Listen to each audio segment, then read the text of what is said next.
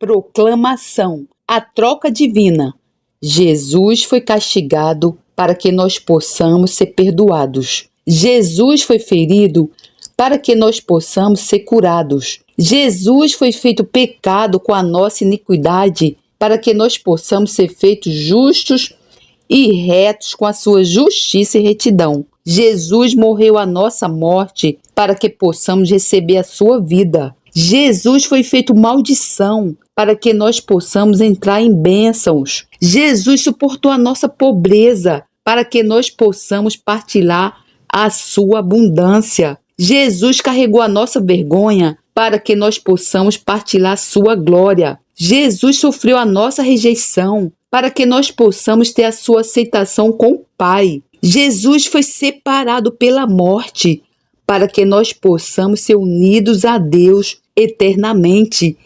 O nosso velho homem foi morto nele para que o novo homem possa ganhar a vida em nós. Aleluia, glória a Deus. Louvado seja o nosso Senhor. Vê Isaías 53, 4, 5, Isaías 53, 10, 2 Coríntios 5, 21, Hebreus 2, 9, Gálatas 3, 13, 14, 2 Coríntios 8, 9, 9, 8, Mateus 27, 35, 36, Hebreus 12, 2, 2, 9, Mateus 27, 46, 51, Efésios 1, 5, 6, Isaías 53, 8, 1 Coríntios 6, 17, Romanos 6, 6, Colossenses 3, 9 e 10. Audiolivro O Fim da Vida Terrena. E agora? De Derek Prince. Capítulo 7. Testemunhas da Ressurreição. Temos examinado a primeira confirmação da ressurreição de Cristo, as escrituras proféticas do Antigo Testamento. Também vimos em detalhe algumas passagens que predisseram a ressurreição de Cristo com perfeito pormenor. Agora vamos analisar a segunda principal confirmação da ressurreição de Cristo, as testemunhas que o viram vivo depois da ressurreição. Vejamos novamente 1 Coríntios. Porque primeiramente vos entreguei o que também recebi, que Cristo morreu por nossos pecados, segundo as Escrituras, e que foi sepultado e que ressuscitou o terceiro dia, segundo as Escrituras, e que foi visto por Cefas, isto é, Pedro, e depois pelos 12. Depois foi visto uma vez por mais de 500 irmãos, dos quais vive ainda a maior parte, mas alguns já dormem também. Depois foi visto por Tiago, depois por todos os apóstolos, e por derradeiro de todos, me apareceu também a mim, como a um abortivo. 1 Coríntios 15, 3, 8. As testemunhas. Paulo declara que existem 3 fatos centrais do Evangelho. Cristo morreu, foi sepultado e ressuscitou. A primeira confirmação da ressurreição é que ela foi o cumprimento das escrituras proféticas do Antigo Testamento. Então, Paulo deu-nos a segunda fonte de confirmação, as testemunhas que viram Jesus depois da sua ressurreição. De acordo com a lei judaica que vigorava no tempo de Jesus e dos apóstolos, para se estabelecer a verdade de uma afirmação num tribunal, era necessário apresentar-se 2 ou preferencialmente 3 testemunhas masculinas credíveis. Este princípio está declarado muitas vezes no Antigo Testamento e é também confirmado no Novo. Mas nesta passagem de 1 Coríntios, Paulo dá da verdade mais de 500 dessas testemunhas. Vejamos a lista de testemunhas que ele nos dá. Primeiramente, no versículo 5, ele diz que Cefas, o apóstolo Pedro, o viu. Isso está mencionado no Evangelho de Lucas, onde fala nos 2 que estavam no caminho para Emaús, quando Jesus, numa forma que eles, ao princípio, não reconheceram, se juntou a eles. Contudo, quando ele entrou com eles e juntos partiram o pão, ele foi-lhes revelado e naquele momento ele desapareceu. Na mesma hora, levantando-se, voltaram para Jerusalém e encontraram reunidos os 11 e os que estavam com eles, os quais diziam: ressuscitou verdadeiramente o Senhor e já apareceu a Simão. Lucas 24, 33, 34. Os 11 e os que com eles estavam reunidos sabiam naquela altura o que Paulo diz em 1 Coríntios 15, que uma das aparições que o Senhor fez após a ressurreição foi a Simão Pedro, ou Cefas. Então Paulo diz que ele também foi visto pelos 12, isto é, pelos apóstolos. Várias aparições destas são mencionadas no Novo Testamento. Lucas, o escritor de Atos, diz isto em relação à vida e ministério terreno de Jesus. Fiz o primeiro tratado, o Evangelho de Lucas, ó Teófilo, acerca de tudo que Jesus começou não só a fazer, mas a ensinar, até o dia em que foi recebido em cima, depois de ter dado mandamentos pelo Espírito Santo, aos apóstolos que escolhera, aos quais também, depois de ter padecido, se apresentou vivo, com muitas infalíveis provas, sendo visto por eles por espaço de 40 dias, e falando do que respeita ao reino de Deus. Atos 1:3. Lucas diz que Jesus se apresentou vivo aos seus apóstolos, depois da sua ressurreição, e demonstrou que estava vivo por muitas provas infalíveis, tal como indicado no Evangelho de João. Chegada, pois, a tarde daquele dia, o primeiro da semana, e cerradas as portas, onde os discípulos, com medo dos judeus, se tinham ajuntado, chegou Jesus, e pôs-se no meio, e disse-lhes: Paz seja convosco. E dizendo isso, mostrou-lhes as mãos e o lado, de sorte que os discípulos se alegraram vendo o Senhor. Disse-lhes, pois, Jesus outra vez: Paz seja convosco. Assim como o Pai me enviou, também eu vos envio a vós. João 20:19-21. Jesus, no seu corpo ressurreto, tinha o poder de transpor portas fechadas e apresentar-se dentro do quarto. Primeiro, ele concedeu a sua paz sobre os seus discípulos. E depois o texto diz: Ele mostrou-lhes as mãos e o lado, com as marcas da crucificação ainda visíveis.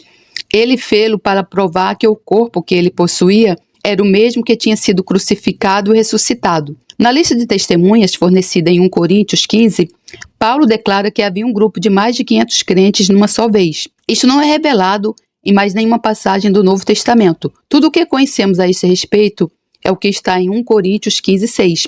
Parece-me provável que tenha acontecido na Galileia, porque as Escrituras afirmam que Jesus tinha marcado um encontro lá com seus discípulos, depois da crucificação.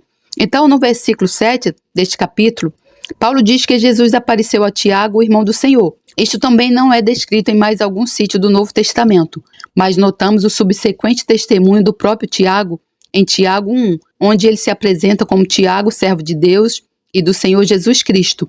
Durante a vida terrena de Jesus, Tiago não era aparentemente um discípulo, mas nesta passagem ele fala de si mesmo como um servo do Senhor Jesus Cristo.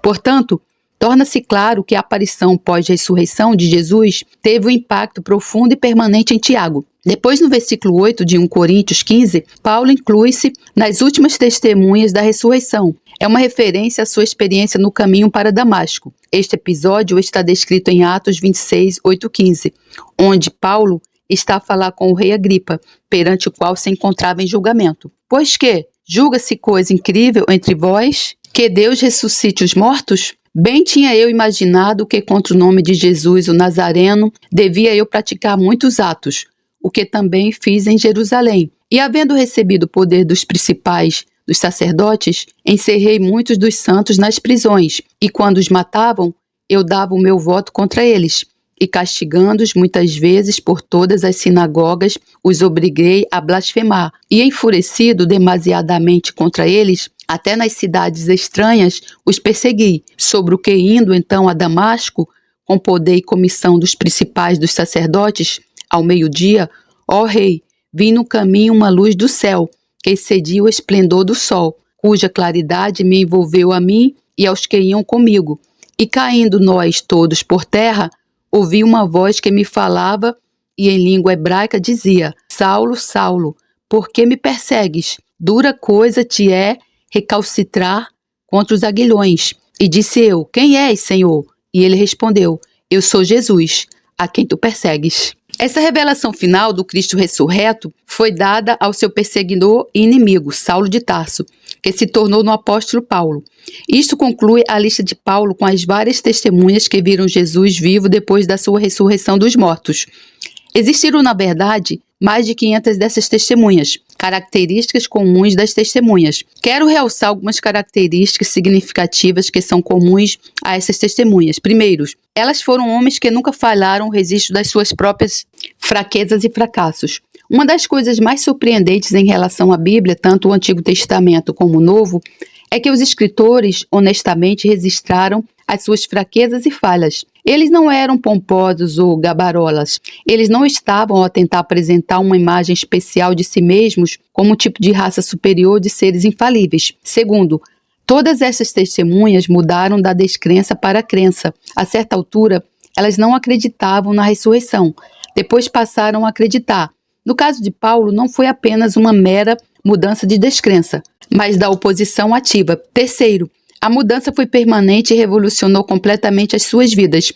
Elas nunca mais foram as mesmas depois da revelação da ressurreição de Cristo. Quarto, nenhuma perseguição ou ameaça de morte alguma vez poderia levá-las a recuar no seu testemunho. Elas foram ameaçadas e algumas vezes castigadas com a morte se mantivessem o seu testemunho da ressurreição de Jesus. Mas nenhum tipo de pressão, nenhum tipo de perseguição alguma vez poderia fazê-las recuar no seu testemunho. Elas sempre disseram: nós temos de falar do que vimos e sabemos. Portanto, eu pergunto a si, tal como já perguntei a mim mesmo, que outra explicação poderia haver para esses fatos, exceto que o seu testemunho era verdadeiro. Não acredito que haja outra explicação razoável, exceto que elas estavam, na realidade, testemunhando da verdade. Gostaria de terminar este capítulo com as palavras de um conhecido professor de História da Universidade de Cambridge, a minha alma mater. O professor Marcos Dodds disse isto: a ressurreição de Cristo é um dos fatos melhor confirmados da história humana. Capítulo 8. O que a ressurreição significa para nós? No capítulo 3, eu expliquei como Jesus, como nosso parente redentor, levou sobre si a sentença de morte que estava destinada a cada um de nós e entregou a sua alma como a oferta pelos nossos pecados, expiando assim a nossa culpa. Então, ao terceiro dia, Deus o Pai pôs de lado as decisões injustas dos dois tribunais humanos, judeu e romano, que haviam condenado Jesus à morte, e comprovou a justiça do seu Filho, levantando-o dos mortos. Vamos agora explorar o que a ressurreição de Jesus significa para cada um de nós. O selo seguro. A primeira coisa que precisamos de ver é que a ressurreição de Jesus, que foi o nosso representante, é o selo seguro da oferta de Deus de perdão e salvação através de Jesus. Em Romanos 4, 18, 22, Paulo explica como a fé de Abraão na promessa de Deus lhe foi imputada para a justiça. Depois ele continua com uma aplicação para nós crentes hoje. Ora, não só por causa dele está escrito que ele fosse tomado em conta, mas também por nós, a quem será tomado em conta, os que cremos naquele que dos mortos ressuscitou a Jesus, nosso Senhor, o qual por nossos pecados foi entregue e ressuscitou para nossa justificação. Romanos 4, 23, 25. A palavra justificação é uma palavra técnica teológica. Podemos traduzi-la por absolvição, ou para que possamos ser tornados justos. Talvez a melhor explicação do que significa ser justificado é ser declarado justo, tal como se nunca tivéssemos pecado, porque a justiça sem pecado de Cristo nos é imputada ou creditada através da nossa fé. Em Romanos 4, 25, Paulo diz-nos que Cristo, por nossos pecados, foi entregue e ressuscitou para nossa justificação. Isto é evidência de que a justificação do pecador está dependente da ressurreição de Cristo. Se Cristo tivesse permanecido preso na cruz ou dentro do túmulo, a promessa de salvação e vida eterna de Deus aos pecadores nunca se teria cumprido. É somente o Cristo ressurreto, recebido e confessado pela fé, que traz ao pecador o perdão, a paz, a vida eterna e a vitória sobre o pecado. A saber, se com a tua boca confessares ao Senhor Jesus e em teu coração creres que Deus o ressuscitou dos mortos, serás salvo. Romanos 10, 9. Aqui é declarado que a salvação está dependente de duas coisas. Primeiro, a confissão aberta de que Jesus é Senhor. Segundo, acreditar no coração que Deus ressuscitou Jesus dos mortos. Assim, a fé salvadora inclui fé na ressurreição. Não pode haver salvação para aqueles que não creem na ressurreição de Cristo. A lógica e a honestidade intelectual não permitem qualquer outra conclusão. Se Cristo não ressuscitou dos mortos, então ele não tem poder para perdoar ou salvar o pecador. Mas se ele ressuscitou, como as Escrituras declaram, então isto é a prova lógica do seu poder para perdoar e salvar. Essa consequência da ressurreição de Cristo é claramente exposta em Hebreus 7, 25. Portanto, pode também salvar perfeitamente os que por ele se chegam a Deus, vivendo sempre para interceder por eles. A lógica e a absoluta necessidade da ressurreição de Cristo como base da oferta de salvação de Deus é afirmada novamente por Paulo em 1 Coríntios 15, 14 e 17. E se Cristo não ressuscitou, logo é vã a nossa pregação, e também é vã a vossa fé. E se Cristo não ressuscitou, é vã a vossa fé, e ainda permaneceis nos vossos pecados. Alguns cristãos pensam que tudo o que recebemos através da salvação está aqui e agora, especificamente que temos curas, prosperidade e todo tipo de bênçãos. Mas Paulo afirma em 1 Coríntios 15, 19, que se as nossas expectativas são limitadas apenas a esta vida, então somos os mais miseráveis de todos os homens. Eu sinto pena pelos cristãos cuja esperança e expectativa é somente nesta vida. Eles são de todas as pessoas as mais dignas de dó. Se não há ressurreição, então somos miseráveis. Não temos qualquer esperança. A sepultura é o nosso objetivo e o nosso fim. Mas graças a Deus que há ressurreição. Paulo explica em Romanos 10, 9 e 10 que se quisermos ser salvos, temos de acreditar na ressurreição. A saber, se com a tua boca confessares ao Senhor Jesus e em teu coração creres que Deus o ressuscitou dos mortos, serás salvo, visto que com o coração se crê para a justiça e com a boca se faz confissão para a salvação. Se você não acredita que Deus ressuscitou Jesus dos mortos, você é uma alma perdida, não é salvo e não pode ser salvo. Não importa o quão religioso possa ser, não importa quantas vezes possa ir à igreja. Se você não acredita na ressurreição, você é uma alma perdida em direção a uma eternidade perdida. Então, Paulo argumenta o caso da ressurreição em 1 Coríntios 15, 29. Ele refere-se a uma prática onde um crente é batizado por procuração em nome de outro crente. De outra maneira que farão os que se batizam pelos mortos, se absolutamente os mortos não ressuscitam. Por que se batizam eles, então, pelos mortos? Eu não ofereço uma explicação 100% certa dessa passagem, mas no meu entendimento, ela representa a situação na qual uma pessoa é salva através da fé em Jesus Cristo, mas não pode ser batizada. Por exemplo, um criminoso que aguarda a execução é levado ao Senhor na área de execução, mas não pode ser batizado. Então, um outro crente pode, por procuração, ser batizado por ele. Isto é meramente a teoria Prince. Você não tem que acreditar nela. Mas onde Paulo quer chegar é ao fato de que, se não há ressurreição, então por que nos devemos preocupar com este homem que está a ser executado? A condição da cristandade contemporânea afirma abundantemente estas simples afirmações das Escrituras. Aqueles teólogos que rejeitam a ressurreição pessoal e física de Cristo podem moralizar e teorizar tanto quanto desejam, mas há duas coisas que eles nunca chegam a conhecer na sua experiência pessoal: a paz e a alegria de ter os seus pecados perdoados. Tal como disse anteriormente, a ressurreição de Cristo é o selo seguro da oferta de perdão e salvação de Deus para cada um de nós. A nossa garantia. A segunda coisa que temos de compreender é que a ressurreição de Cristo é a garantia da nossa ressurreição. E ele, Jesus, é a cabeça do corpo da igreja.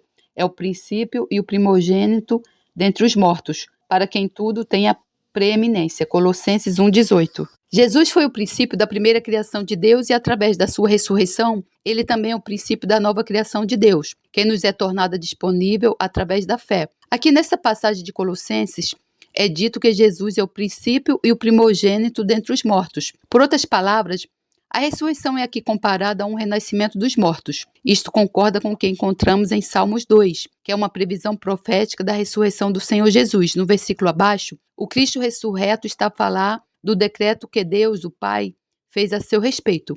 Recitarei o decreto. O Senhor me disse: Tu és meu filho, eu hoje te gerei. Salmos 2,7. O dia em que o Pai gerou o Filho foi o dia da ressurreição.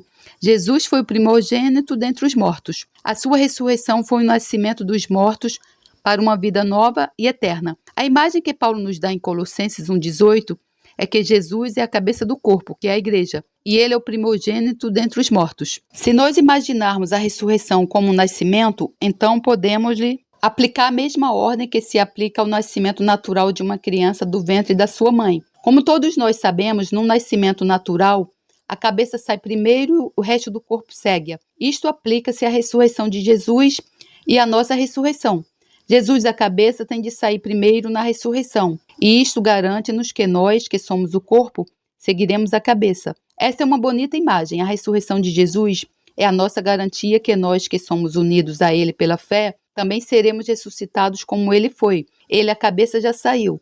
Nós, o corpo, seguimos-lo-emos no tempo certo de Deus. O próprio Jesus resume isto de forma muito sucinta. Ainda um pouco e o mundo não me verá mais, mas vós me vereis, porque eu vivo e vós vivereis. João 14,19. Ele é a nossa vida. Nós temos uma garantia que vamos partilhar a sua ressurreição porque estamos unidos a Ele. Aleluia, glórias a Deus.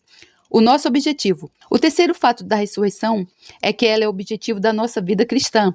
Provavelmente todos nós concordaríamos que não estamos mais comprometidos do que Paulo estava. Ele foi um apóstolo Ele tinha visto o Senhor, ele tinha dons do Espírito Santo operando na sua vida e ele tinha pregado e visto resultados maravilhosos. Podemos pensar que uma tal pessoa seria, obviamente, um candidato para a ressurreição. Mas Paulo não pensava assim e vale a pena estudarmos o seu exemplo. E, na verdade, tenho também por perda todas as coisas pela excelência de Jesus Cristo, meu Senhor, pelo qual sofri a perda de todas estas coisas e as considero como esterco, para que possa ganhar a Cristo e seja achado nele, não tendo a minha justiça que vem da lei, mas a que vem pela fé em Cristo, a saber, a justiça que vem de Deus pela fé. No versículo 10, ele continua, para conhecê-lo e a virtude da sua ressurreição e a comunicação de suas aflições, sendo feito conforme a sua morte. Eu posso certamente afirmar, como Paulo, que eu quero o poder da ressurreição de Cristo.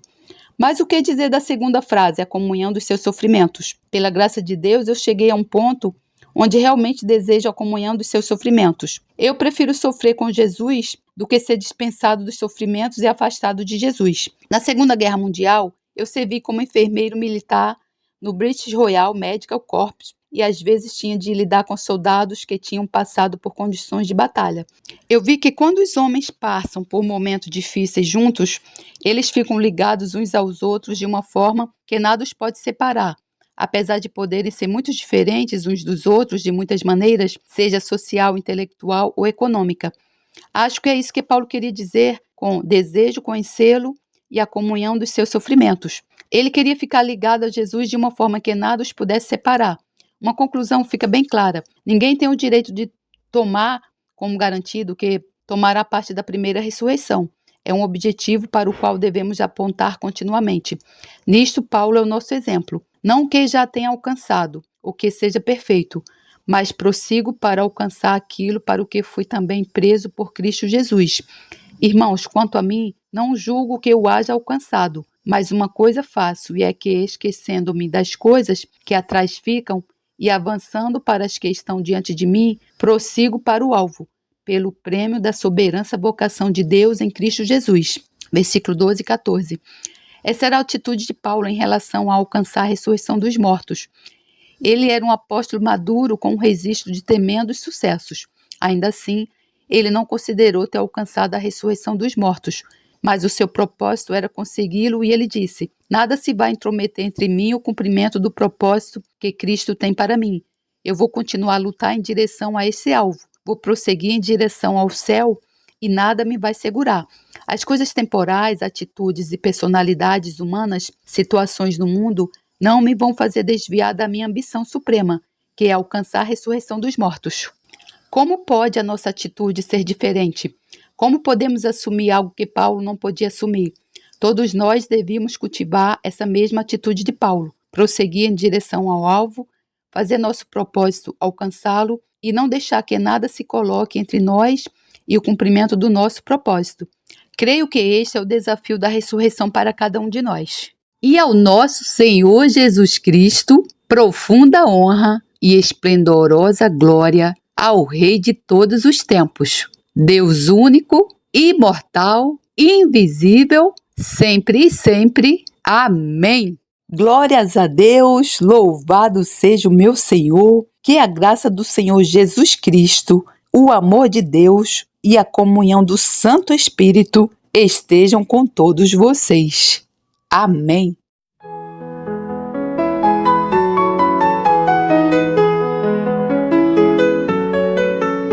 Bem-aventurado o homem que não anda segundo o conselho dos ímpios, nem se detém no caminho dos pecadores, nem se assenta na roda dos escarnecedores. Antes tem o seu prazer na lei do Senhor, e na sua lei medita de dia e de noite.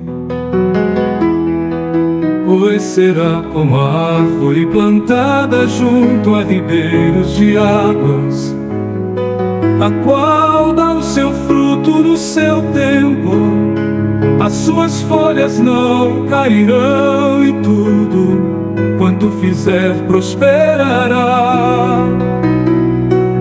Não são são assim os ímpios, mas são como a moinha que o vento espalha. Por isso os ímpios não subsistirão no juízo, nem os pecadores na congregação dos justos. Porque o Senhor conhece o caminho dos justos, porém o caminho dos ímpios perecerá.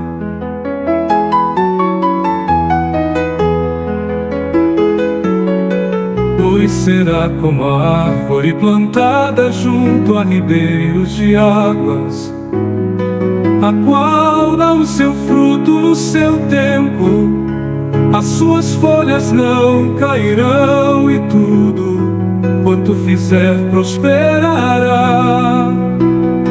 Não são assim os ímpios, mas são como a moinha que o vento espalha. Por isso os ímpios não subsistirão no juízo, nem os pecadores na congregação dos justos.